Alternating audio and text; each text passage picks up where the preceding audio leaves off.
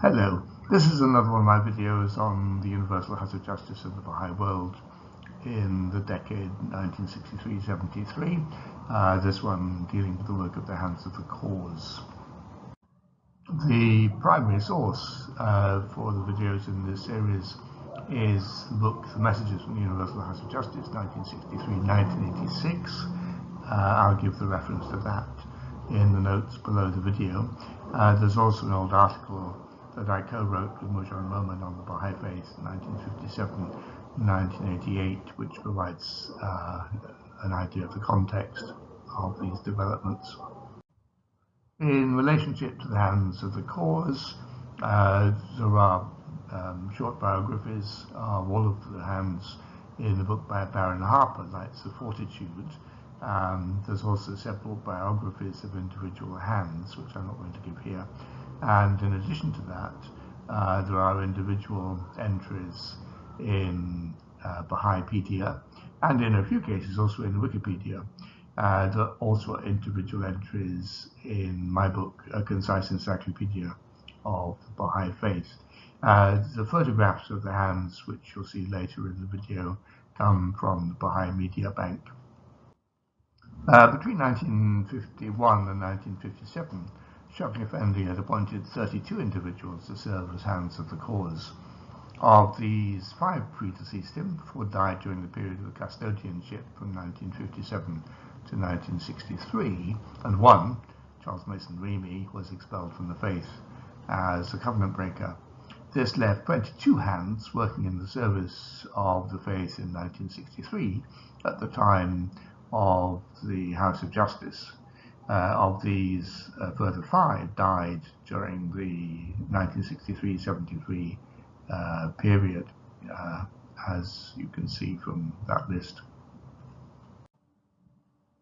With the election of the Universal House of Justice, the hands of the cause were able to refocus their energies and activities on work for the protection and propagation of the faith.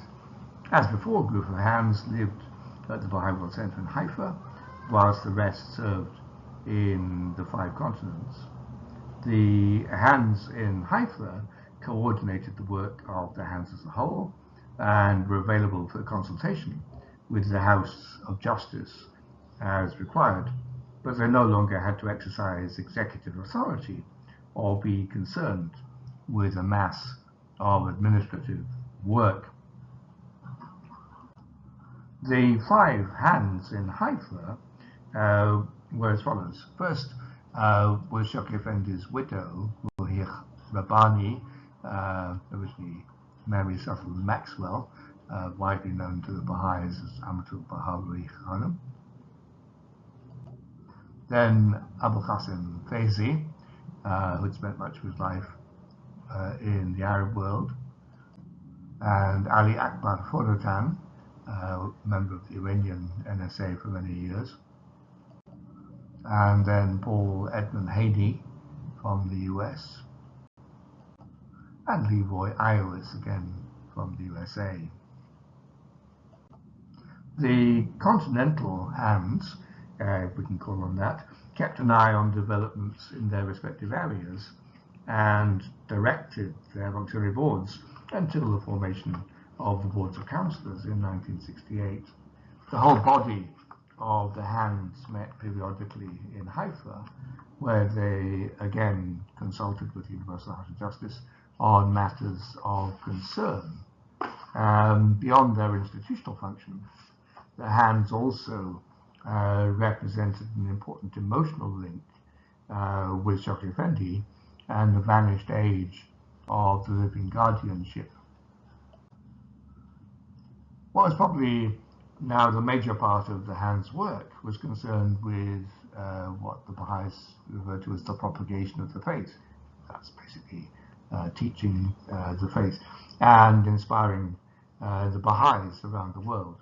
In this connection, it was the hands who had prepared the initial draft of the 9-year plan launched by the House in 1964, or at least those sections of it dealing with expansion goals, and it was individual hands who engaged in extensive tours of the Baha'i world, meeting with national assemblies to give advice speaking at Baha'i conventions, summer schools, and other gatherings, visiting local Baha'i communities, and encouraging them in their activities, sometimes engaging directly in teaching projects.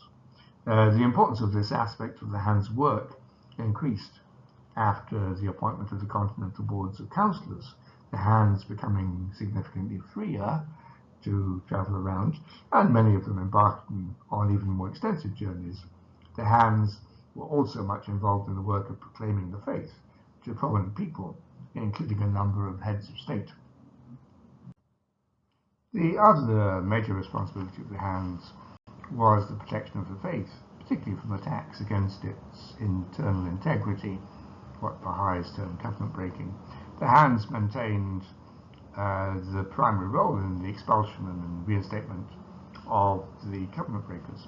In this regard, however, the hands seem not to have had much to do during this period.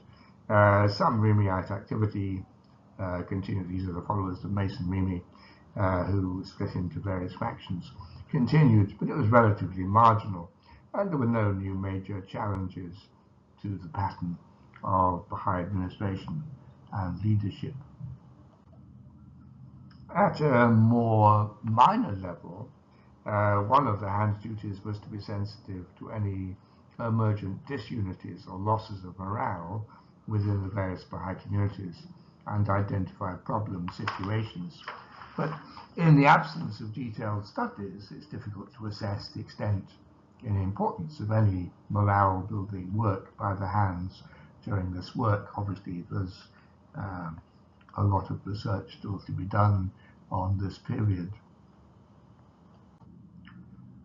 Until 1968, most of the, what I'm terming here, continental hands were responsible for specific geographical zones, each overseeing developments in their zone, as well as liaising with their fellow hands. The system was flexible, and it also evidently recognized the realities of the declining health of several of the hands during this period. In Africa, there were two hands in East Africa, the expatriate Iranian Musa Banani in Uganda,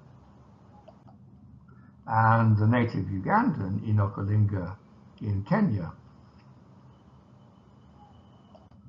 And at different times, the Canadian John Robarts in what's now Botswana, and the American William Sears in South Africa.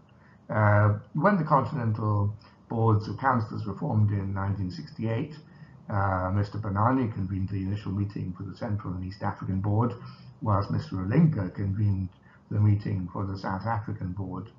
Ali Mohammed Valkha from Iran convened the board for Northwestern Africa. In the Americas, there were three hands of the cause. Dr. Hugo Giaccheri from Italy, and Zakaria Khadem, both of them then resident in the US, and Jalal Khaze in Brazil. In Western Asia, there were three hands, all based in Iran, though they traveled extensively elsewhere. First we have General Shu'ala Alai, then Karazullah Samandari, the only one of the hands to have actually met Baha'u'llah, and finally Ali Mohammed Valkha. In Northeast Asia, Agnes Alexander, an American from Hawaii who had been a long-time pioneer in Japan, was the only hand, remaining in her adopted country until 1967, when ill health, she was then 92 years old, decided her to return to Hawaii.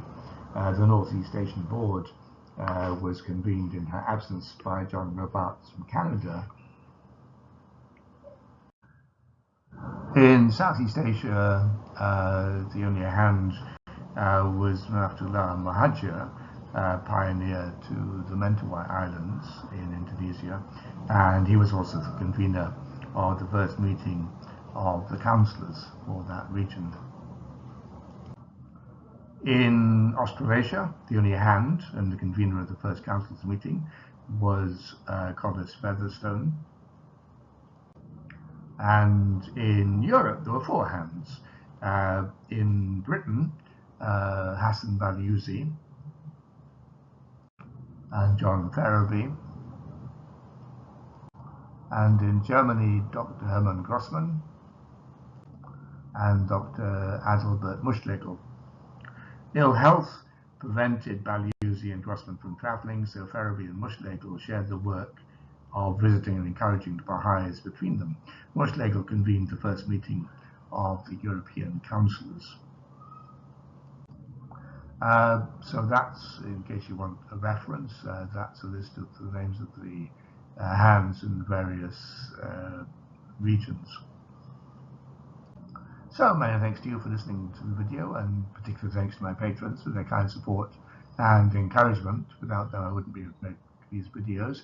If you want to, you're very welcome to support my channel. Do like, comment and share on the videos, it really does help. Subscribe if you want to be notified of future videos. I'll give Patreon link below in case you want to provide practical support.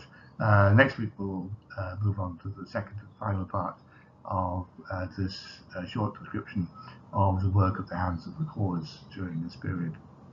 Have a good day.